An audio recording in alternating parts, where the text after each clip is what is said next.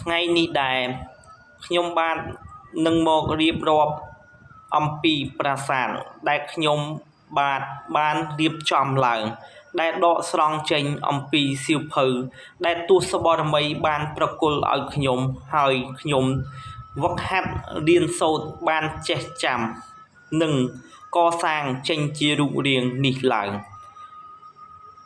ហើយនៅមានក្បួនវិជាការប្រាសាទដែលថែរក្សានិងមរតកវប្បធម៌ជាច្រើនទៀតដែលខ្ញុំមិនទាន់នឹងបញ្ចេញនៅថ្ងៃអនាគតទៀតជាក់ស្ដែងប្រាសាទនេះដែលមានឈ្មោះប្រាសាទពន្ធរាយឆពាន់រាំងសីហៅកាត់ថាប្រាសាទបុណ្យប្រាសាទនេះដែលមានទំហំ500ម៉ែត្រជារង្វង់និងកម្ពស់50ម៉ែត្រហើយក៏មានថ្នាក់ចំនួន5ជាន់ជាន់នីមួយមានកម្ពស់5ម៉ែត្រហើយទស្សបរមីក៏បានបង្រៀនអំពីការថ្លឹងថ្លែងនៃតួអក្ខរយន្តឹងរបស់ខ្មែរដែលទស្សបរមីលោកបានបញ្ជាក់ថាមុននឹងធ្វើប្រាសាទនីមួយចៅត្រូវរៀបចំក្បួនសិលសាស្ត្រនិងយុទ្ធសាស្ត្រតាមបែបសម័យមុនអាគមគាថាតាមបែបផ្លូវងងឹតផងនិងតាមបែបវិទ្យាសាស្ត្រផងតួយ៉ាងជាក់ស្ដែងប្រាសាទនេះមុននឹងចៅធ្វើចៅត្រូវរៀបចំក្បួនអដ្ឋ័នបញ្ចុះធម្មសីមានៅជាន់ខាងបាតប្រាសាទអរតនីយាងអស់មេក្បួនអដ្ឋ័នទាំងអស់ប្រមូលផ្ដុំអរតនីនិមន្តយាងប្រថាប់នៅជាន់ខាងក្រោមដើម្បីជាទីស្ថានការពារថែរក្សាប្រាសាទនេះឲ្យមានអភិនិហានិងមានឥទ្ធិពលនៅថ្ងៃអនាគតហើយមុននឹងធ្វើប្រាសាទនីមួយយើងត្រូវរៀបចំក្បួនធ្វើទីអាសនៈមួយដើម្បីដាស់ញៀនមានអ្នកការពារប្រាសាទនៅបាតកំពង់យើងកំពុងតែរៀបចំធ្វើគ្រឹះហើយក៏យើងត្រូវប្រើតួអង្គលេខរបស់ខ្មែរដែលមានបារមីពេលខ្លះបងប្អូនកូនខ្មែរមួយចំនួនមិនទាន់បានដឹងនៅឡើយទេថាតួលេខធំរបស់ខ្មែរគឺជាលេខប៉ុន្មានជាក់ស្ដែងប្រាសាទនេះគឺពាក់ព័ន្ធទៅនឹងតួអង្គលេខຂະຫນາດកម្មຂະຫນາດថ្នាក់នីមួយយើងធ្វើរៀបរាប់នឹងអលេខរយន្តឹងសំខាន់បំផុតដែលប្រាសាទដែលមានទស្សបរមីចូលក្រងថែរក្សាលុះត្រាតែយើងរៀបចំឲ្យត្រូវក្បួនຂະຫນາດរបស់ព្រះអង្គទើបមានទស្សបរមីចូលក្រងសន្ធិដ្ឋហើយមានឫទ្ធិដែលជះឈ្នះអស់មារសត្រូវលេខដែលធំជាងគេរបស់ខ្មែរគឺសបញ្ជាក់មានតួអង្គលេខ5ជាក់ស្ដែងនៅពេលដែលយើងរាប់តួលេខចាប់ពីលេខ1លេខ2លេខ3លេខ4លេខ5បន្ទាប់ពីលេខ5ហើយលេខ6លេខ7ដូច្នេះគឺ5 បូកនឹង1ទើបចេញជា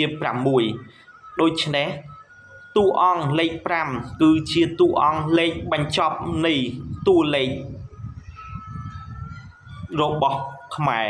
ដែលតំណាងឲ្យប្រាសាទកំពូល5ដែលតំណាងឲ្យមាន5ថ្នាក់ហើយអង្កត់ផ្ចិតទំហំប្រវែង500ម៉ែត្រកម្ពស់50ម៉ែត្រហើយជាន់ទី1កម្ពស់5ម៉ែត្រដែលសបញ្ជាក់ថារាល់រចនាសម្ព័ន្ធនិងរចនាបថទាំងអស់ប្រមូលផ្ដុំនៃក្បួនគុំគាថាឲ្យមកចូលសន្ធិដ្ឋនៅទីតាំងប្រាសាទនេះប្រាសាទជាន់ទី1ចង់បង្ហាញនឹងអរតនីអស់ទស្សបរមីដែលថែរក្សានៅជ្រោះជ្រងជ្រលងដងអូនិងអស់ទស្សបរមីដែលលោកបានពលីនឹងបូជាជីវិតដើម្បីបុព្វហេតុជាតិលោកបានលះបង់ជីវិតដើម្បី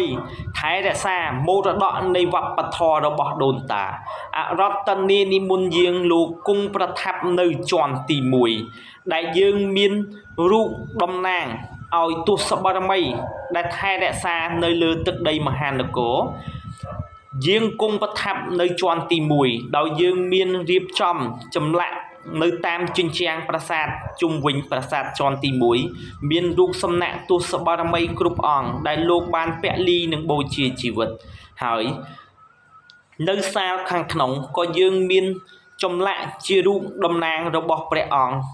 ទាំងអស់នៅក្នុងទឹកដីមហានគរ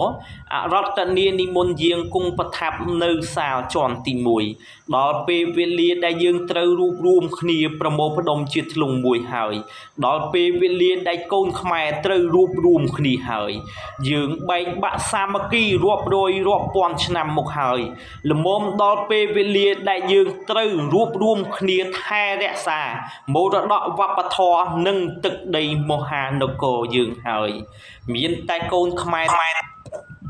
ដែលមានឈាមជ័រជាខ្មែរស្រឡាញ់មរតកនៃវប្បធម៌របស់ខ្មែរហើយអរតនានិមន្តយាងលោកគង់ប្រថាប់នៅជាន់ទី1នេះដែលលោកបានពលីនឹងបូជាជីវិតដូចជាដៃជោដំដិនដៃជោយ៉តដៃជោមាសអុកញ៉ាក្រឡាហំគង់និងអស់មេតបនានាដែលលោកបានពលីនឹងបូជាជីវិតដើម្បីបុព្វហេតុជាតិហើយដល់ពេលវេលាដែលយើងជាកូនខ្មែរត្រូវបួងសួងគោរពដល់បុព្វបុរសដែលលោកបានបន្សល់ទុកឲ្យយើងនៅក្នុងជំនាន់នេះចង់សរបញ្ជាក់ថាពាក្យបុរាណដែលគេហៅថាដល់ពេលវេលាប្រជុំផ្លូវងងឹតដល់ពេលវេលាដែលគេរួបរวมសាមគ្គីនេះហើយគឺដល់យុគសម័យដែលយើងត្រូវរួបរวมគ្នាជាធ្លុងមួយដើម្បីបុព្វហេតុជាតិនិងមរតកដូនតានៅចំកណ្ដាលសាលជាន់ទី1នោះដែរក៏មានទីស្ថានមួយនៅចំកណ្ដាលដែលមានរង្វង់300ម៉ែត្រជារង្វង់គឺជាទីស្ថានដែលយើងរៀបចំធ្វើពិធី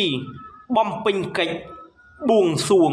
ទៅដល់សក្កទេវរាជនៃស្ដេចទេវតាដែលថែរក្សានៅជ្រោះជ្រងជ្រលងដងអូនិងអស់ទស្សបរមីដែលថែរក្សានៅលើទឹកដីមហានគរអរតនានិមន្តយាងគង់ប្រថាប់នៅសាលចំកណ្ដាលដើម្បី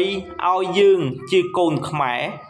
រាល់ពេលវេលាមួយឆ្នាំម្ដងយើងធ្វើពិធីតំណាងបំពេញកិច្ចមកឧទ្ទិសបួងសួងទៅដល់បុព្វបុរសនិងអស់ទស្សបរមីដែលលោកថែរក្សានៅទីស្ថាននេះនៅចំកណ្ដាលនៃទួលសាលជាន់ទី1ក៏យើងមានដាក់តាំងរូបសំណាកព្រះនរាយណ៍ដែលសរបញ្ជាក់ថានៅទីតាំងទិសខាងណាក៏ដោយក៏យើងគោរពបួងសួងទៅដល់ទស្សបរមី